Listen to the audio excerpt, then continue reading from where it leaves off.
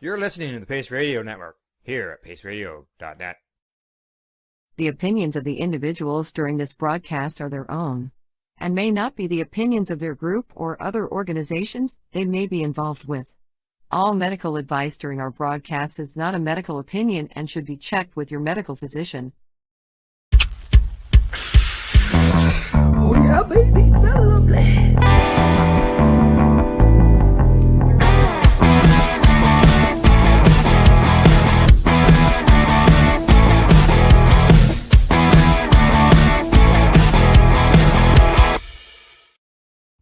Good morning and welcome to Psychedelics Cannabis Educational News. It is September the 18th, 2023, and we're live here on paceradio.net and cbgtv.com. Not much left this month, is there? I can't even believe that. Where did our month go? We're at September 18th already? My goodness, time is going by way too fast. I had to double check. 18th, yeah. Wow, holy I was talking about Christmas earlier. I can't even believe it. I know, I was like, no, I know. Oh. I'm sorry. I know, but we've been having nice weather though, haven't we? So it feels like it's still summer sometimes. Yeah, we had some cool mornings. It was +4 one morning. I know. The night times are dropping down, but sometimes the afternoons get all toasty at like 24 or 25. So I'm liking that. Yes. How are your plants doing? They're going to come inside soon? Is it harvest time soon? Oh, well, no, not yet. A couple more weeks? Oh yeah. Probably almost another month before. Another month. Depends on the weather, right? Yeah. That's just it. See what happens, but everything's growing. Yeah. Anything new and exciting you want to mention before we get into the news? I'm just so excited to do the news today. All right, well, let's get at her. First story up comes to us from MJ Biz Daily. Canadian medical cannabis registrations at the lowest level since legalization. That's right. Active medical cannabis registrations and overall spending on the medicine in Canada fell to their lowest level since before recreational cannabis was legalized in late 2018. The number of active patient registrations with the federal license holder was 212,700 as of March, according to the latest data from Health Canada and Statistics Canada. That's 38% lower than the 345,520 registrations that were active on back in October of 2018. Wow. Mm-hmm. Now, the Health Canada figures are consistent with Stats Canada data showing falling spending in the medical cannabis sector. In the first half of the calendar 2023 year, spending on medical cannabis amounted to 185 million Canadian dollars, and that's according to Stats Can data, the lowest first half total since 2016. In the calendar year 2022, Canadian patients purchased $410 million worth of cannabis for medical use, which is 7.4% lower than in 2021. Canada's annual medical cannabis expenditures haven't been that low since before 2017. Wow. And because that was back in 279 million in 2016. I was just about to ask, but it says one reason for the trend is the increasing availability of non-medical cannabis via expanding recreational storefronts across Canada. Absolutely. What are we sitting at? 1,500 stores? 16? Are we more than that now? That's just for Ontario. That's just Ontario. Correct. And then so you got to go back. Remember the panel? Question 5.2. Right. Can non-medical storefronts be substitutes for the medical program? It's not sufficient. It does not suffice. It does not suffice for qualified medical advice. And I'm sure we'll find that out here in this article. Right. Yeah, exactly. Go ahead. The Canadian government has been resisting calls to dispense medical cannabis in pharmacies, even though that's generally where the product is prepared and sold in many European jurisdictions. Yeah, Shoppers Drug Mart, the largest pharmacy chain in Canada, had lobbied for years for the approval to sell medical cannabis in its stores. After it became evident the government wouldn't make such an allowance, Shoppers dumped its medical cannabis business for $2.6 million. They sold it. Yeah, that's it. Yeah. For $2.6 million. I don't think that's a lot for that kind of business, right? No. Ken Weisbrod, who oversaw the creation of the cannabis portfolio for Shoppers, suggested the dramatic decline in the medical cannabis market highlights the fact that the Canadian government does not appear to have any true interest in having a proper medical system for what they say is the drug. as my uh, co-host on the Pace Radio show says that they don't want them. Tamara No, always says that they won't approve no, it they won't admit to it as a medical thing. So. no, no. Yeah. Other countries around the world, they say, which are exploring medical cannabis, understand the need for current existing healthcare systems Yes, and providers to be involved. yes. Yeah, Yeah, we're unfortunately backwards here. unfortunately for the most part, retail pharmacy has been left out of the conversation, and the medical marijuana industry had to adhere to the medical cannabis Right. process. And I remember one time the pharmacies were completely against it. Yeah, yeah. They need to be more open to it. They need to be more trained on it. Yeah, And cannabis needs to be seen as a medicine and less of a commodity. And they can't make as much money off of medical cannabis as they can adult use cannabis. So we'll just throw that under the bus. It's just, yeah, you know, yeah, but children cannot get cannabis from a recreational store. no, Medical. no, So what? no. Yeah, is a parent going to go into a recreational store and talk to Yeah. them about Well, their they're going to have to. They're going to have to 4 month purchase old? cannabis Yeah, illegally. And what's the penalty for that? 14 years. yeah, 14 years to give cannabis to a minor. 14 years 15 in years. jail. I know. Yep. Yep. These lack of standards have only increased the apprehension of healthcare practitioners to use this medicine in their treatment of patients. That's a quote from Riseborough. Yeah. Weisberg begs the question: why has Health Canada abandoned its pre-legalization mandate of treating cannabis like any other medicine? It's garbage. Mhm. Canadian government's commitment to taxing medical cannabis at the same rate as recreational cannabis is said to be another factor driving patients away from the medical system regulated by Health Canada. Yeah. Yeah, there's excise tax, and I Yeah. know there was a political party was talking about axing excise tax, but why just stop at the excise tax? Yep. As far as I know, there's still HST and all that on it. Last I bought There is. any Yeah. No, medical, there is. There's. yeah, They've. Yeah. All tax completely. yeah. They say here, Weisborough goes on to say the fear that people will flock and abandon the adult use market to avoid the tax is not credible, given that in other jurisdictions which have a dual system of taxation for medical and adult use, this issue has not occurred. And they suggest Colorado. I'd like to know about that. It's a different Hmm. system because Colorado treats it as a medicine.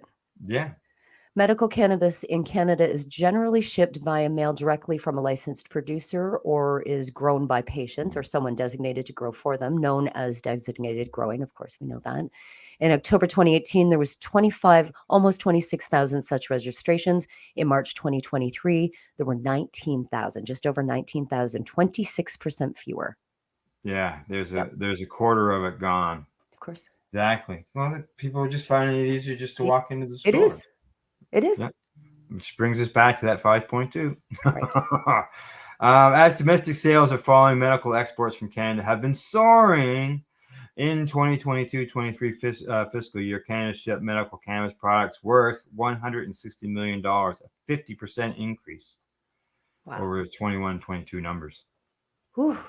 They say domestic sales were included with exports. Canada's medical cannabis market was worth little more than $560 million last year.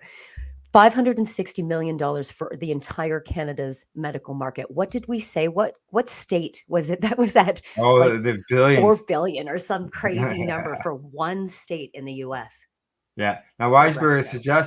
Weisberg has suggested one potential solution is for provinces to implement their own medical systems Maybe. outside Health Canada. Yeah. As you know, Kelly, it's a health issue, and health issues are provincial.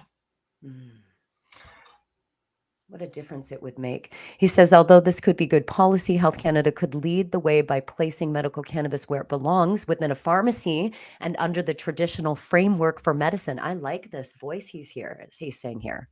Yeah, he says by doing so, not only would certain standards be implemented, such as for chemical microbial toxicity, emissions testings, but the acceptance of cannabis by the traditional healthcare industry would increase. And I could see that. Wow, it would. If it was dispensed in a pharmacy, if it was so easy, if I could walk into Shoppers Drug Mart as easy as I could walk into High Times on my corner, Hmm. Absolutely. By doing so, Weisbert said not only would certain standards be implemented, did we say that already? Some experts are Nope. concerned that medical cannabis patients appear to be using recreational channels, of course, Hmm. which don't have trained staff or pharmacists to talk about the drug's interaction with other medicines, and that's just so very valid. He says what we have in Canada is unabated drug consumed mostly by smoking 90% of the time, mostly by people under the age of 30. And he finishes off by saying we need to get our healthcare providers involved now so our young adults are aware of having and have the appropriate oversight on what they are consuming. Wow. Um, I know you probably heard of Hybrid Farm in Ottawa, Hmm. medical legal medical cannabis in Canada for 20 years, and they are the only medical cannabis storefront, legal, like a At business all, legal, not counting. anywhere. Wasn't Yeah, there one by Ottawa? Is that the one by Ottawa? that's the one by Ottawa, Yeah, correct? that's the one by Ottawa. That's the only Yeah, one. that's the only one. I know. Still, I know. you know, it's And not. it's a wonderful model, and it's a successful model from what I hear that they've done Yeah, very, very well. They need yeah, to and they've got franchise. the cannabis right there. Yeah. Yeah, right there. I know. You know, like yeah, Who would have thought? it's crazy. Yeah. All right, on to the next story. This one comes to us from Psych Post. Psychedelic use linked to decreased alcohol and cocaine intake, but increased tobacco and cannabis consumption. Hmm. So it's an online survey involving a vast number of adults revealed that after initiating psychedelic use, participants often reduced or stopped their intake of alcohol, antidepressants, and cocaine. Now, their consumption of cannabis and tobacco products increased, and that study was published in the International Journal of Mental Health and Addiction. Yeah. I'm scrolling down by the Sure. next Yep. paragraph. However, results of recent studies pointing to potential therapeutic applications of psychedelics in mental health treatment, such as for depression, anxiety, and PTSD. These studies indicated that precisely controlled doses of certain psychedelics administered in the scope of specific treatment plans and under controlled conditions may have positive effects on a range of mental health disorders. These findings have recently led some jurisdictions to decriminalize certain psychedelics. Of course.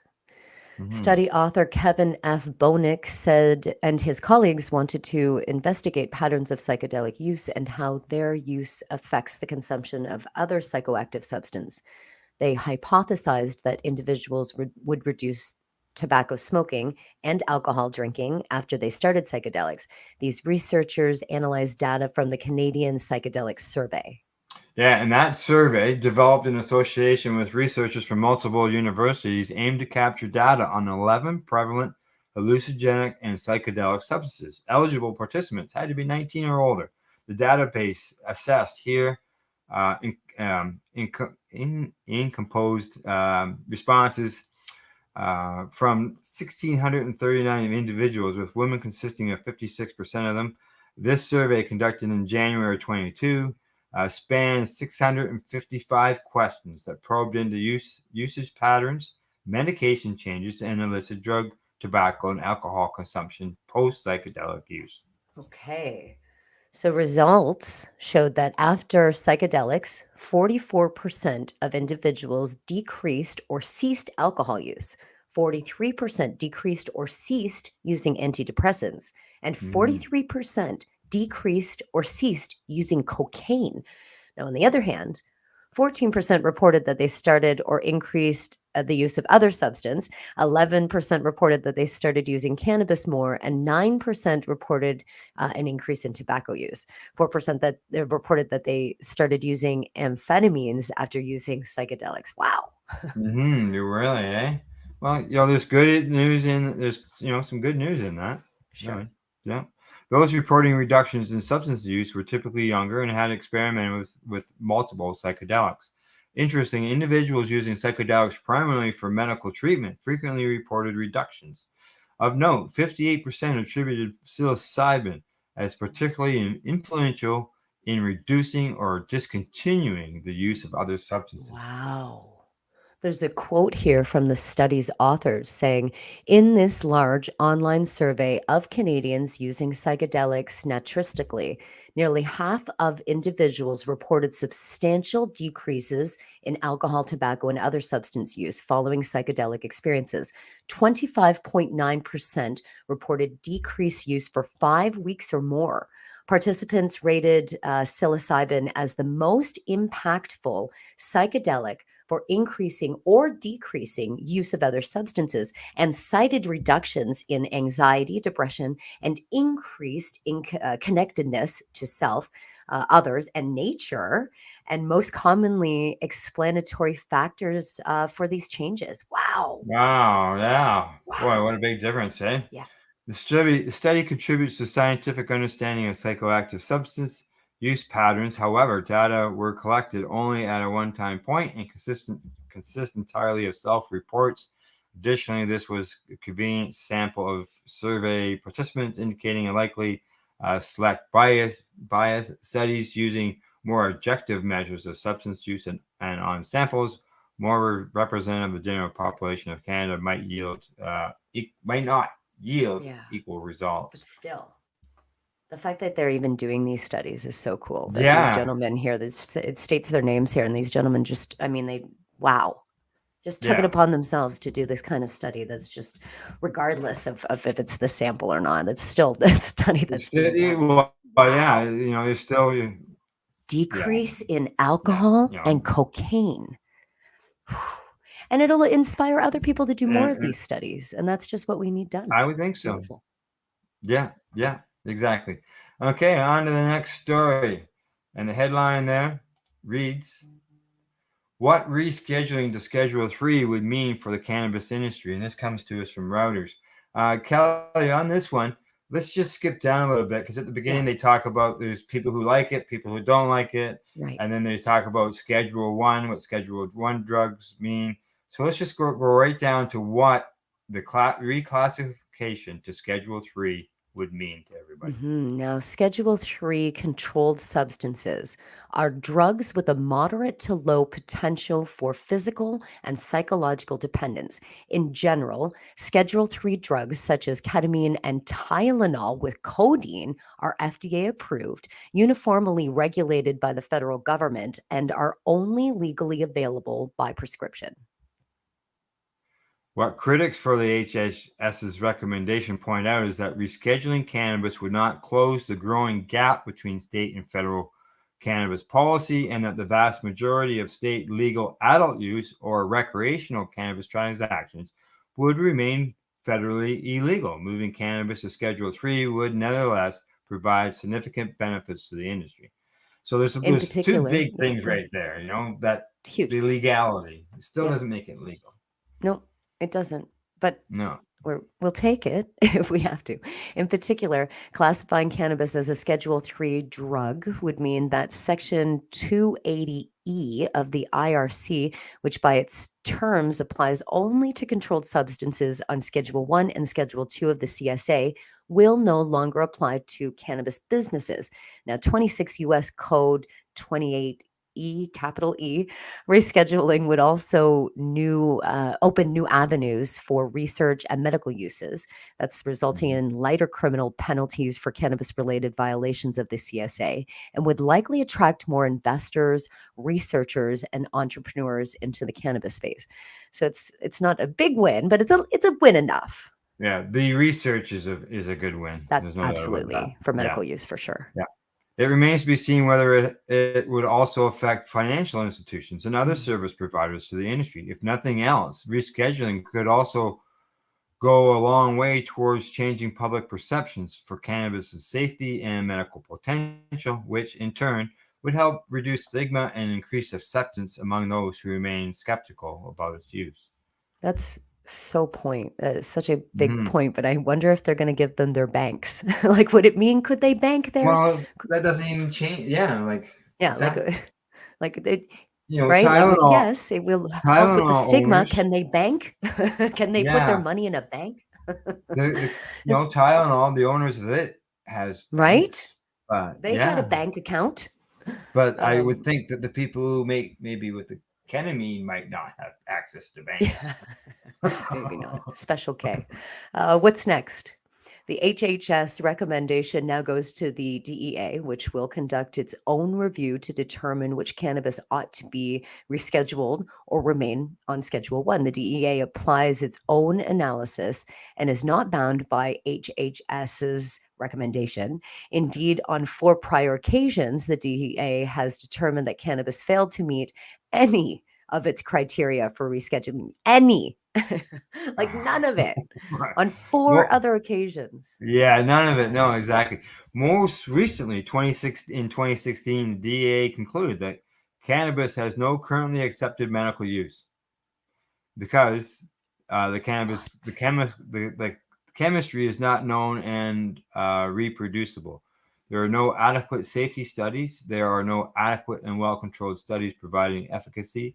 The medicine is not accepted by qualified experts, and the scientific evidence is not widely available. Oh my That's what they said God, then. those words break my heart. It really hurts to actually hear those words being said in 2016, less than a decade ago. That's what Yeah, cannabis is being considered. Oh yeah, my God. exactly. Yeah.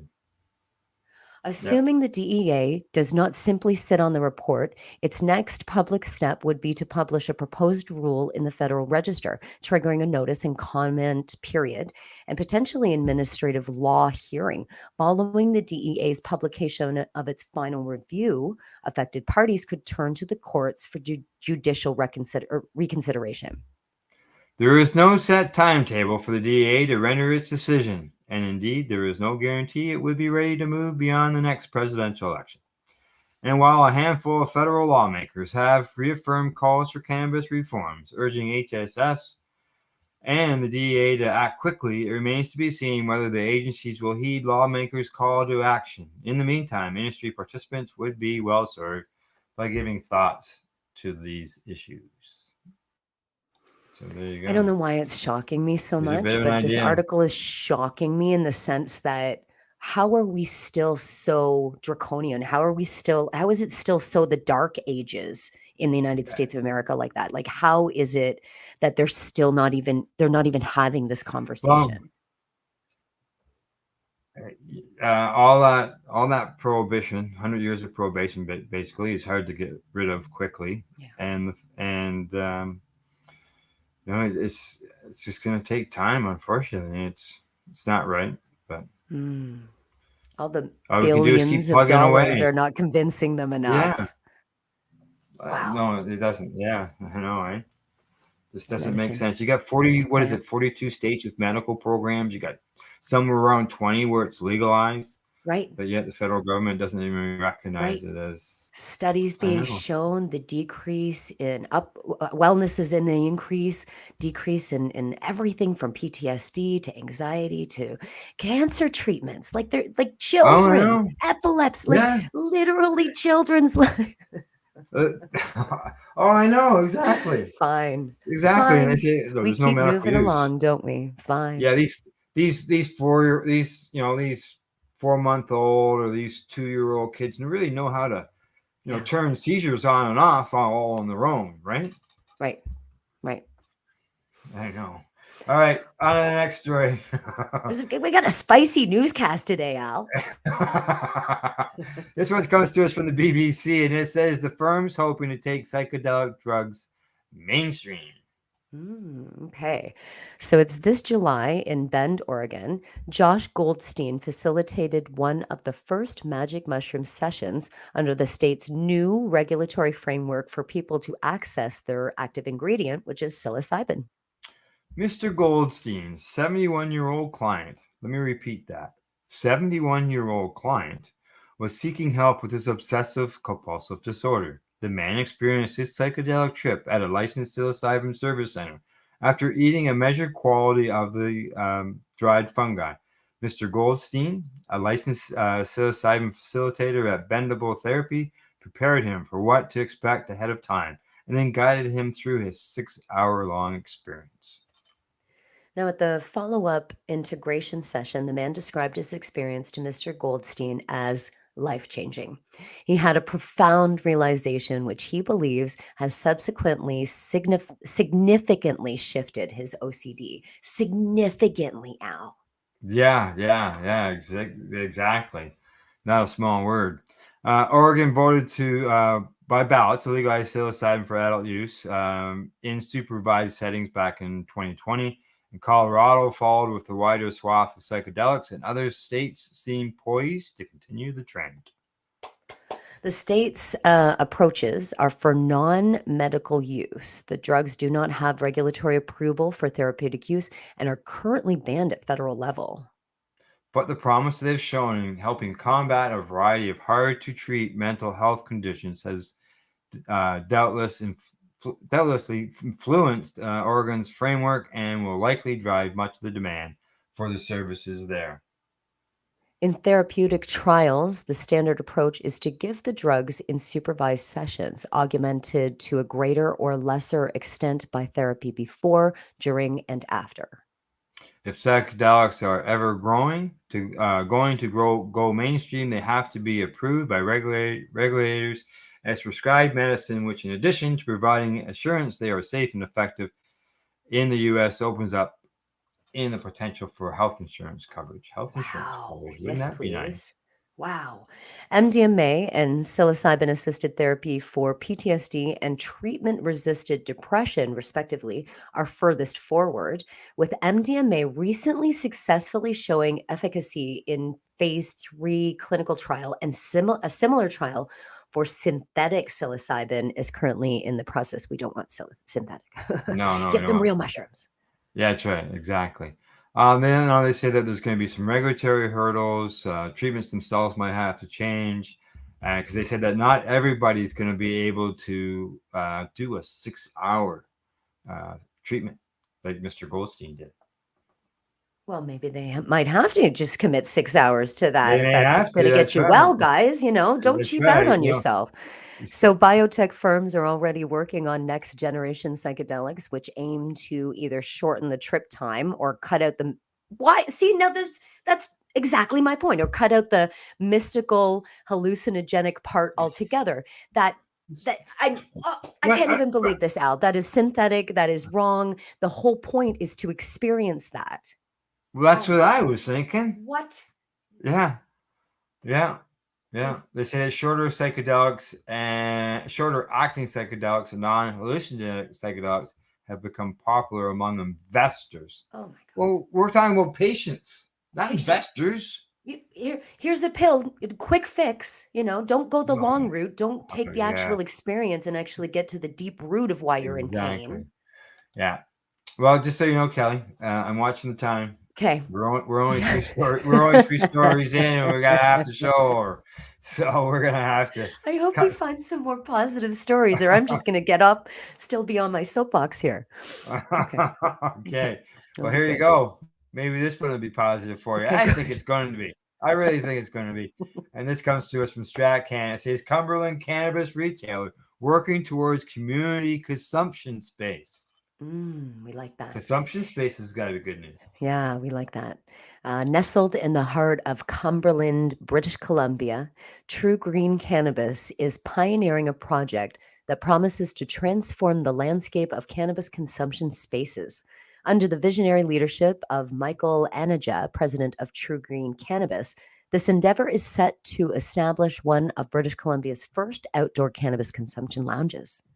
This ambitious project first took root with a series of pop-up spaces adjacent to True Green Cannabis, serving as a summer pilot project. The goal was to gather insights and pave the way for a more permanent and official community space slated to be unveiled by the end of 2024 under the moniker CUB, short for Community Urban Bazaar.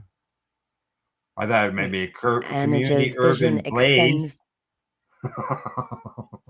Blaze, I Right, like go that ahead. better. Let's Yeah, leave it yeah. in there. Yeah. Beyond the more creation of cannabis consumption area, it seeks to nurture a stigma-free space where the community can gather and celebrate the cannabis culture with a responsible blend of cannabis use and community building. Oh my goodness, that sounds like Kelly's Green Lounge.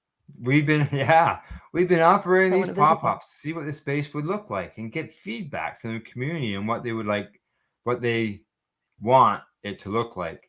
And highlighted the project's community-driven structure. There must be a picture there. Maybe that's something. I The see this model, bike. maybe? It It looks may like, be a lot of yeah. bikes there. That's wonderful. Now, the space occupying an adjoining lot next to True Green was initially conceived as an incubator for local entrepreneurs. However, the overwhelming interest from existing businesses in the area has led to the expectation that Cub will soon house a bakery, coffee shop, fish and chips establishment, and serve as a venue for community activities like yoga and live music. I'm sorry, you can go in there and eat all that food, do yoga, and consume cannabis at the same time? Yeah, outside by the looks of it. Oh my goodness, I like them. Let's go. Guiding this unique endeavor alongside Arnijas is Max Oderdag, who has been instrumental in curating a space that seamlessly combines family-friendly community activities with responsible cannabis consumption. Their mission is clear: prioritize being kid and family-friendly while establishing a legal and community-accepted cannabis consumption area. What? Wow. Ooh. What? They Yeah. want to prioritize being kid and family friendly while While establishing a establishing. legal community accepted cannabis consumption area.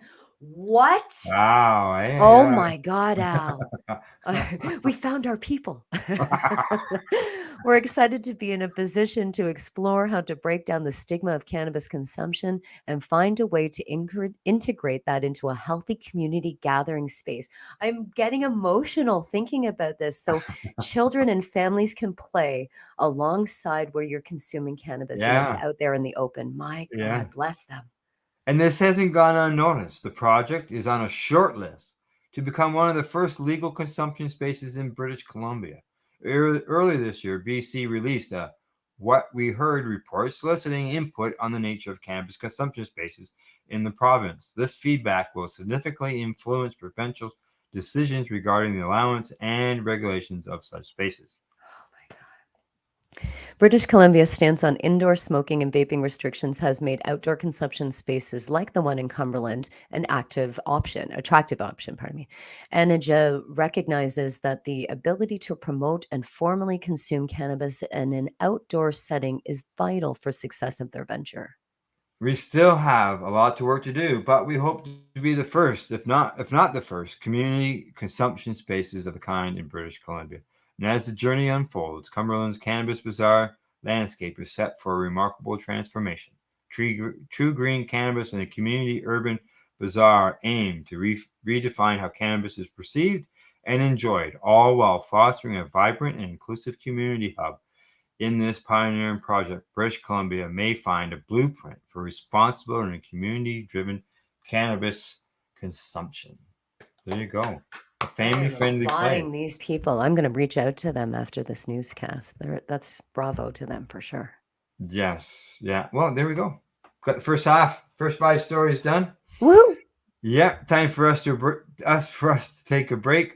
We'll be right back after the commercials, about 3 or 4 minutes, and we'll see you shortly. You're watching Psychedelics and Cannabis Educational News here at paceradio.net and cbgtv.com.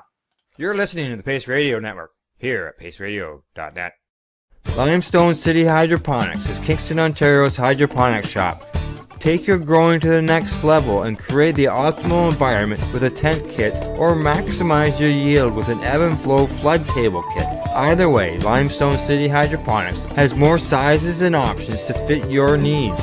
Are you looking for the power of the sun that adapts to your budget? Then look no further, as they have professional grow lighting. They have indoor grow systems that are easy and cost effective, with many options to fit your living space and lifestyle. Cultivate your growing potential. We have everything you need to succeed. And if you can't make it to the store, they offer local delivery to the greater Kingston area. Remember, when you're looking for experts to help you grow, then look no further than the locally owned Limestone City Hydroponics, 105 Sunderland Drive in Kingston, Ontario. Call them at 613-548-0420. Are you looking to get your medical cannabis grow license? Limestone City Hydroponics can help patients through the process of obtaining their license to grow medical cannabis. What's that? You don't have a doctor. If you meet the medical criteria, Limestone City Hydroponics has a nurse practitioner who can assess and provide medical cannabis prescriptions. What are you waiting for? Contact Limestone City Hydroponics at limestonecityhydroponics.ca or call them at 613-548-0420. What do you find at paceradio.net? People advocating cannabis education. Enjoy the buzz of legalization with Campbellford Lifestyle Shop. From lights to plant nutrients, books, consumption accessories, and more, we've got all your basics to grow or consume cannabis. Visit our info center or take a look at our piercing services and body jewelry, now available in-store through Campbellford Lifestyle Shop, 17 Bridge Street West, Campbellford. Cannabis edibles are an effective way to manage pain and other ailments, especially when you deal with your trusted partner, Legacy 420, in Tyendinaga Mohawk territory. You see, we lab test every product on site to ensure proper dosage every time, which is critical when consuming cannabis edibles. All Legacy 420 edibles are made by our classically trained baker and chocolatier, and we also have super tasty vegan options. Our baker has been in the industry for 25 years. She's also a chocolatier. Everything from savory to sweet, your chocolate bars, brownies, butter tarts, you name it, we make it. Talk to our knowledgeable Cannatex about our incredible variety available. Give your trusted partners a call. Legacy 420 out on your road.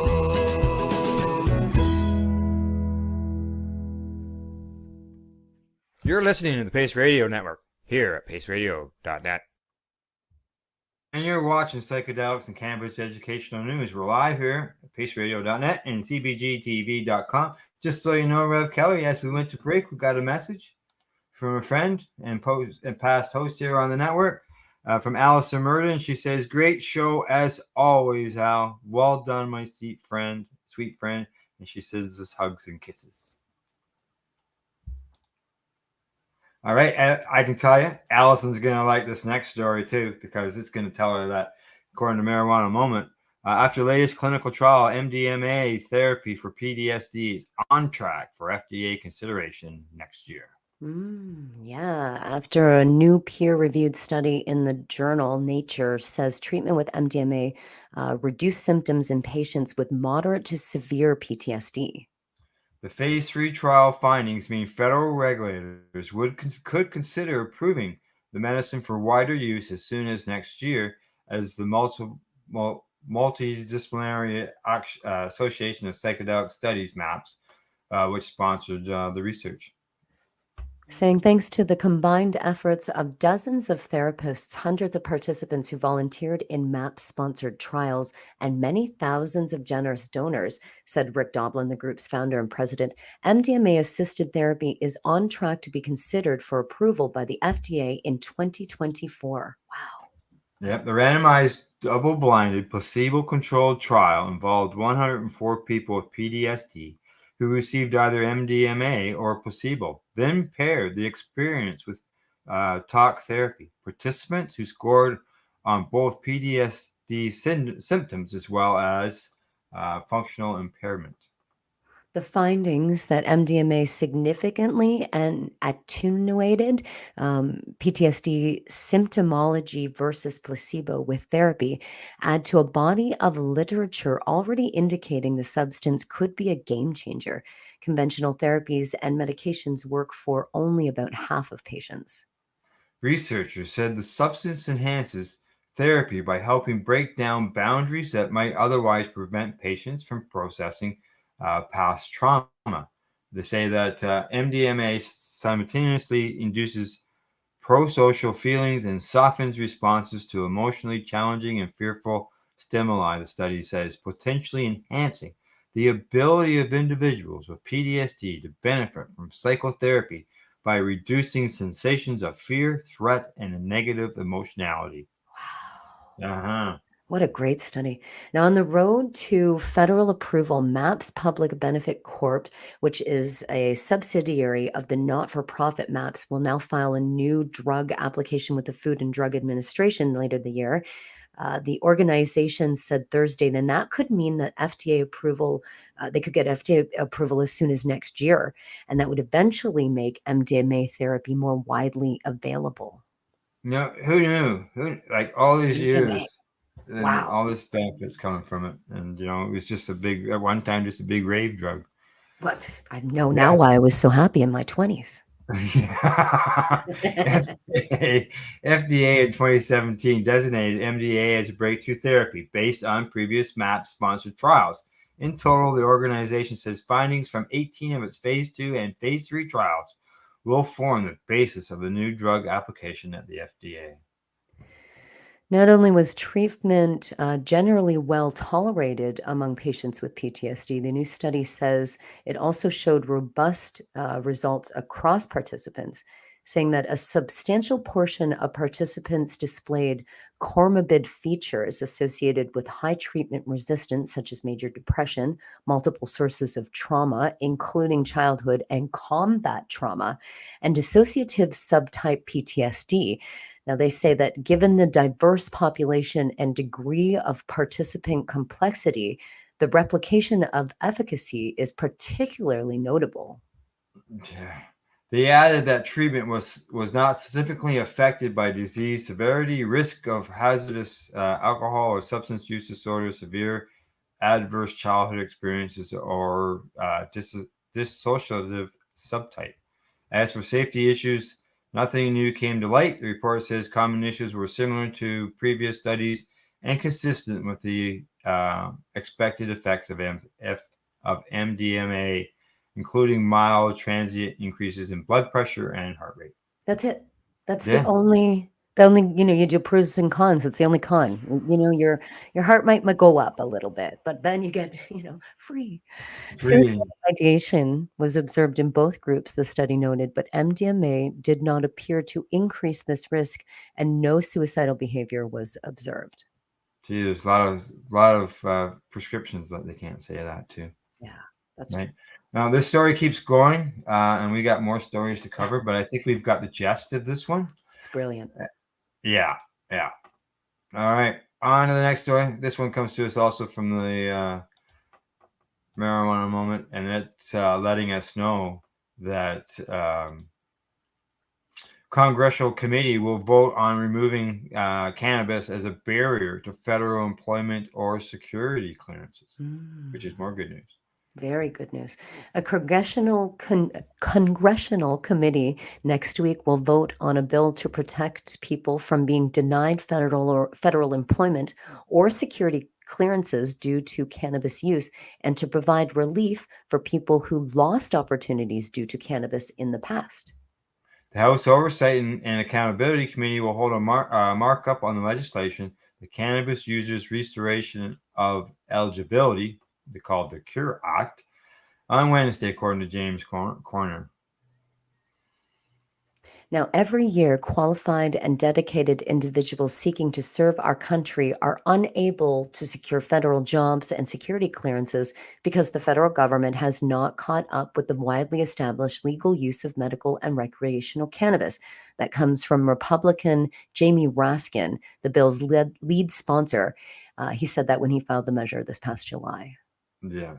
The change will eliminate the draconian, failed, and obsolete cannabis policies that prevent talented individuals from becoming honorable public servants in their own government. Yes, he's right. Absolutely. Raskin's employment and security clearance bill says that current and past use of cannabis by a covered person may not be used in any determination with respect to whether such person is eligible for security clearance or other suitable for federal employment under existing code. Yeah, well, let's hope this gets passed and get that thrown out. That's one of those draconian laws That's right. Don't need to be around anymore. Terrible. All right, on to the next story. Let's see if we can just fly through these. All right. Next headline, it comes from the Ottawa Citizen. Headline says, Magic Mushroom Shop says police landlords are turning up the heat on the business. The manager of 2 Shroom World stores says he's being pressured by his landlords and the police to close, even though there's little evidence that psychedelic mushrooms are creating problems in Ottawa.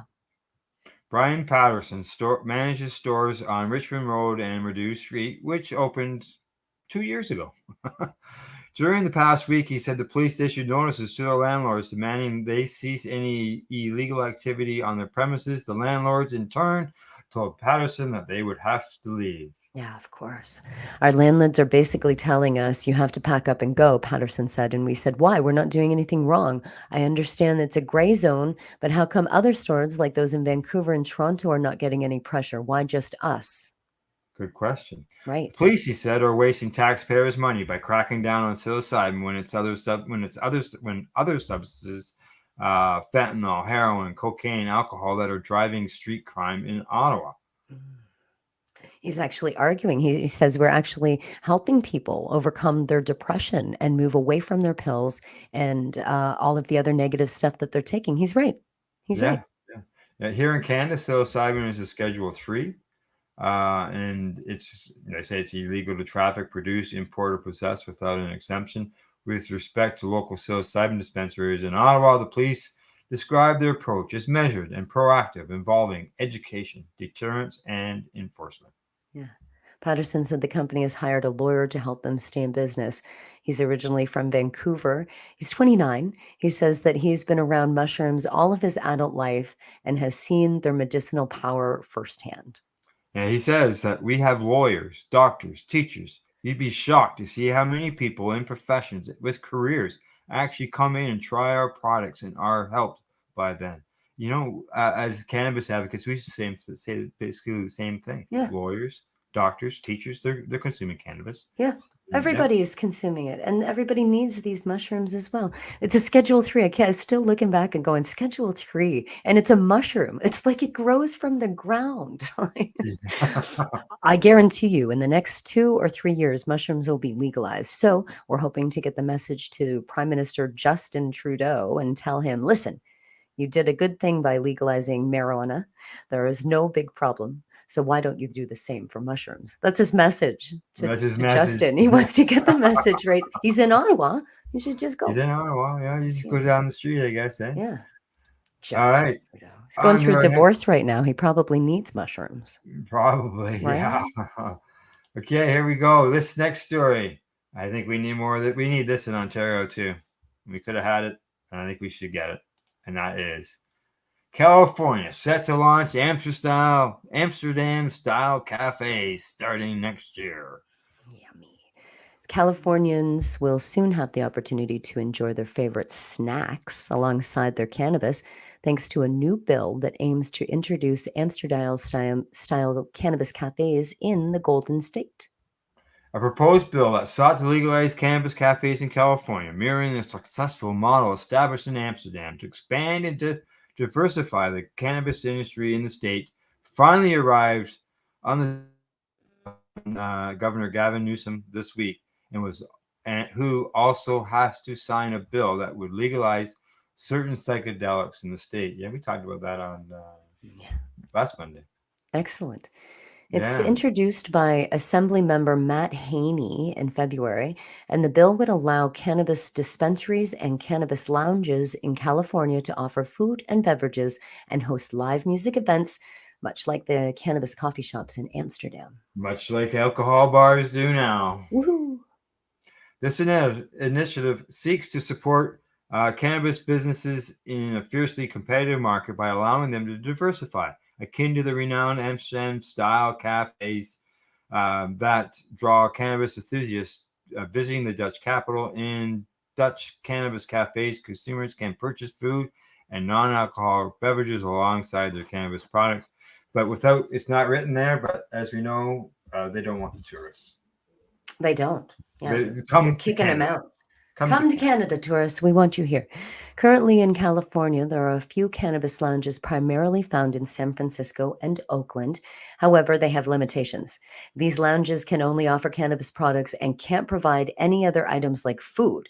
Nevertheless, some businesses have been finding ways to offer on site consumption and food to their customers.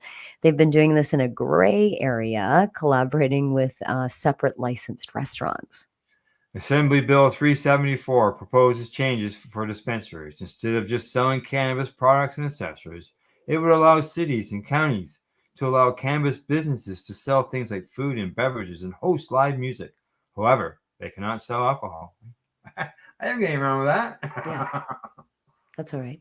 The bill was amended to clarify that hemp-based food items or drinks are not categorized as non-cannabis products that can be sold at the cafe.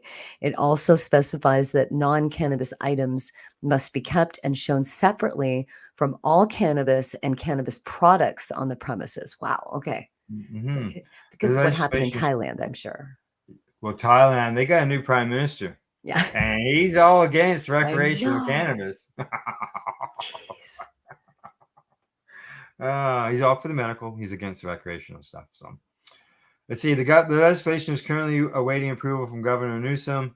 It received strong bipartisan support, passing the California Senate with a vote of 33-3 last week, and the Assembly with a 66-9 vote on Monday. So obviously that's going to go through by the looks of it. Come Yep. on, Governor. After Governor Newsom signs the bill, local governments can allow cannabis cafes or consumption lounges to offer soft drinks and freshly prepared food at their dispensaries.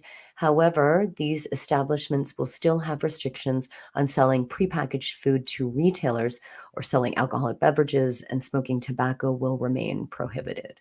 Good. All right. Yeah. Okay. Keep to it. Yeah. No, I haven't got any problem not smoking tobacco near my cannabis consumption.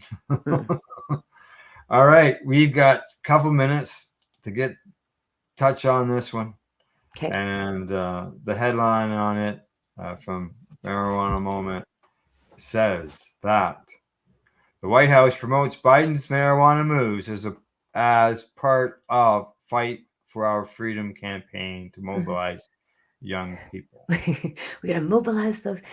The White House is promoting President Joe Biden's mass cannabis pardon and scheduling the review directive as part of the Fight for Our Freedom campaign, meant to mobilize young people as next year's election approaches. I don't really get this mobilize young people, Al, and how I cannabis think has any tie in it. Well, that's they're probably thinking is by going on the cannabis route, might bring in more young people into the fold, I'm assuming. A fact sheet about the campaign that the administration published on Thursday contains a section dedicated to the president's cannabis reform actions from late last year, titled Addressing a Failed Approach to Marijuana. Wow.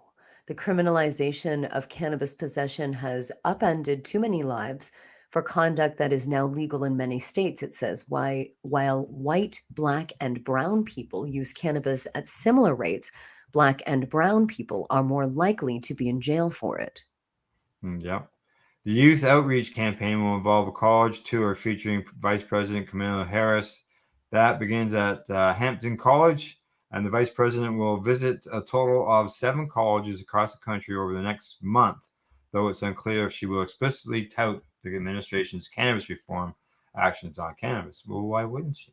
The fact sheet, meanwhile, lists the steps that Biden took last year to facilitate cannabis relief and instruct agencies to carry out a review into cannabis scheduling. The president announced a full unconditional and category pardon for prior federal and D.C. simple cannabis possession offenses. This pardon lifts barriers to housing and employment and educational opportunities for thousands of people with prior convictions under federal and D.C. law for simple cannabis possession. You know what? If they do it, it's a good idea. If they can, if they can pull this off, and her college tour is a good idea to, get the kids going. If they can work it and, add cannabis on there, I think it's a good idea. Yeah.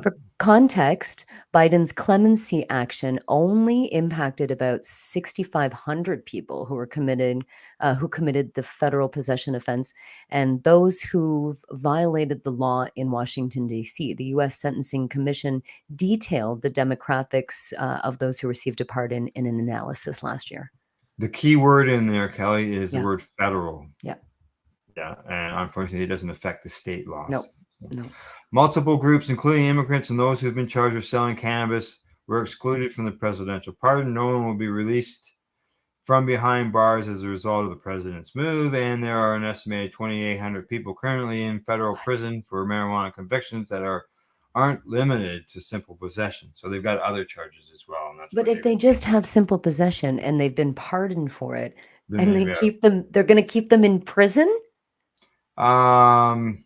No one will be released from behind bars as a result of the president's move. But it says that there was nobody. There was nobody in jail at that time. That's Okay. I remember that being.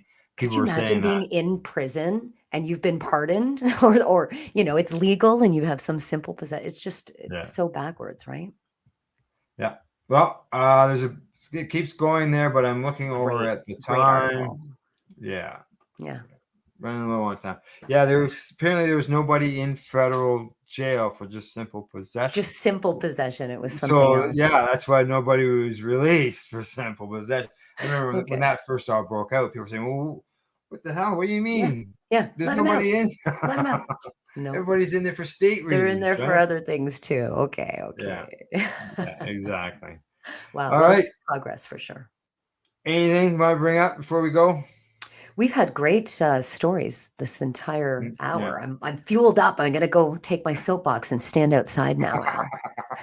Good stuff. Good stuff.